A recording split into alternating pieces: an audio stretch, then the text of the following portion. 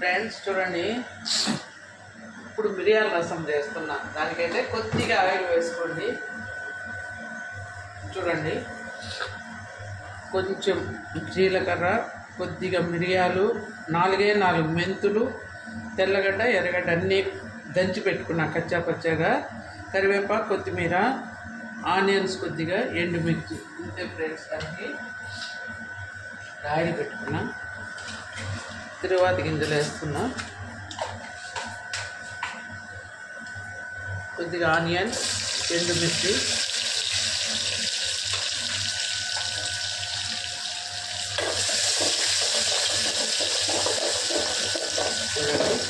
అవి బాగా వేగిపోయాయి కదా. ఇప్పుడు మనము దంచుకున్న ఈ మిక్స్ అయితే వేస్తున్నాం. మిరియాలు, మెంతులు, జీలకర్ర, తెల్లగడ్డ, ఎర్రగడ్డ దంచాం.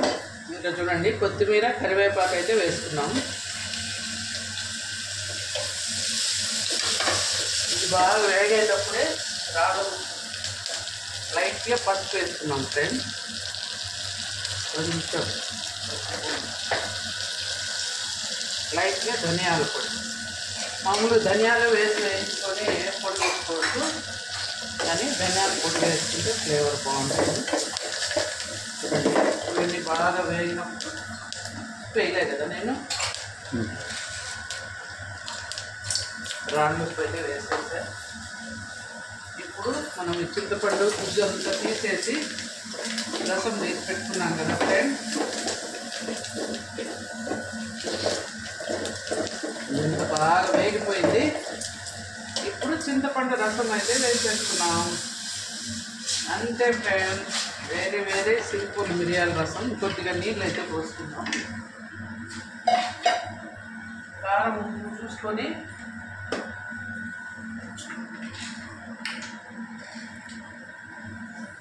ఇప్పుడు ఎంటీఆర్ రసం పొడి కూడా కొద్దిగా వేసుకున్నాం.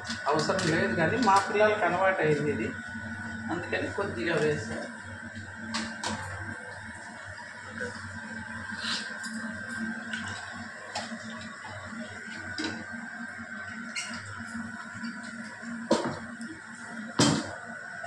బెల్లం పొడి నీళ్ళు పోసొచ్చిన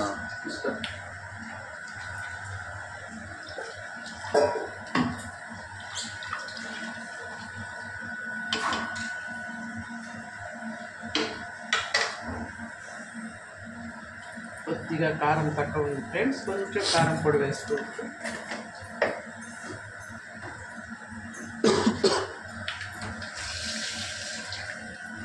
లైట్గా పిల్లల కోసం ఘాటు తెలియదు. అంతే ఫ్రెండ్స్, ఇది మరిగిపోతే రసం రెడీ అయిపోతుంది. కారం చూడండి మరుగుతూ ఉంది. కారం ఈ నీళ్ళన్నీ చిక్కగా అయిపోతే కారం రెడీ. ఈ కారం సంగట్లోకి, చపాతీలోకి, అన్నిట్లోకి, దోశలోకి కూడా బాగుంటుంది ఫ్రెండ్స్.